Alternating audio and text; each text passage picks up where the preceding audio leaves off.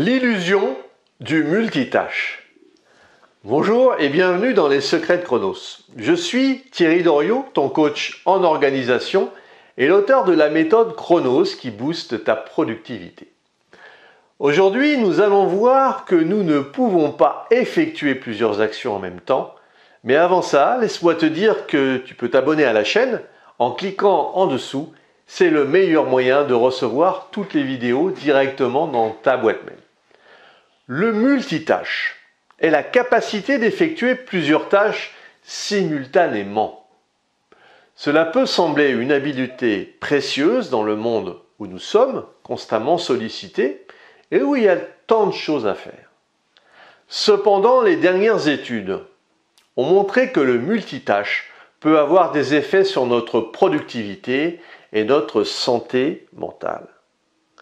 En effet, lorsque nous tentons de faire plusieurs choses à la fois, notre cerveau doit continuer à basculer d'une tâche à l'autre, ce qui peut entraîner des erreurs et une baisse de la qualité de notre travail. De plus, cela peut nous rendre plus stressés et plus épuisés, car notre cerveau doit travailler plus dur pour maintenir notre attention. En outre, certaines études ont montré que le multitâche peut même réduire notre capacité à nous concentrer sur une tâche unique à long terme. Cela peut avoir des conséquences graves pour notre vie professionnelle et personnelle, car il est de plus en plus difficile de se concentrer sur les tâches importantes et de les mener à bien efficacement. Il est donc important de prendre conscience des effets du multitâche et de chercher des moyens de réduire sa fréquence dans notre vie quotidienne. Il existe plusieurs stratégies qui peuvent nous aider à y parvenir, telles que la planification de notre temps, la priorisation de nos tâches et la mise en place de limites claires pour notre temps de travail et notre temps de loisir. Il est également important de se rappeler que certaines tâches sont plus adaptées au multitâche que d'autres. Par exemple, il est souvent beaucoup plus facile de répondre à des emails tout en écoutant de la musique qu'il ne l'est de recevoir un rapport tout en regardant un film. Il est donc important de réfléchir aux tâches que nous entreprenons et de choisir celles qui peuvent être réalisées efficacement lorsque nous sommes distraits par d'autres activités. Vivre à 200 km, c'est tentant de vouloir faire plus que les autres, mais au détriment de la qualité. Nos cerveaux sont conçus pour se concentrer sur une chose à la fois, et les bombarder avec des informations ne fait que les ralentir. Carl Miller, neurologiste au MIT, révèle que nos cerveaux ne sont pas programmés pour bien faire plusieurs tâches à la fois. Quand les gens pensent qu'ils sont multitâches, ils passent d'une activité à l'autre brusquement. Et à chaque fois qu'ils le font, il y a un coût cognitif. Ces allers-retours incessants favorisent de mauvaises habitudes cérébrales. Lorsque nous effectuons une tâche minuscule, en envoyant un courriel, en répondant à un message, un texto, en publiant un tweet, nous recevons une bonne dose de dopamine, notre hormone de récompense. Nos cerveaux aiment la dopamine et nous sommes donc encouragés à continuer et passer d'une petite tâche à une autre, ce qui nous procure une satisfaction immédiate.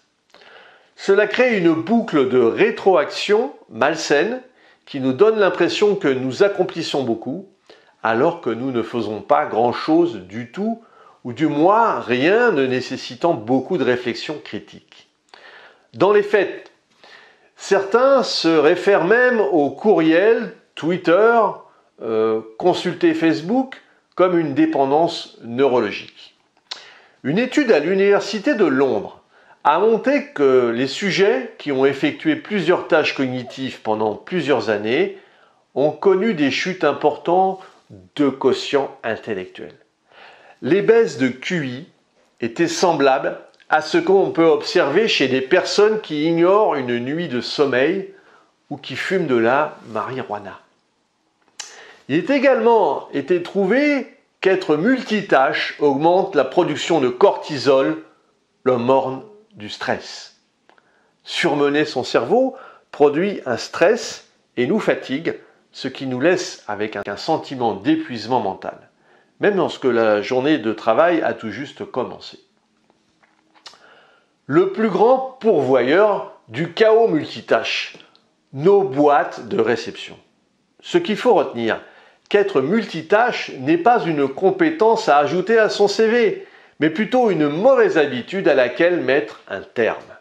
Désactive les notifications, définis les moments au cours de la journée pour consulter tes courriels plutôt que d'actualiser compulsivement la boîte de réception et concentre-toi sur la tâche à accomplir.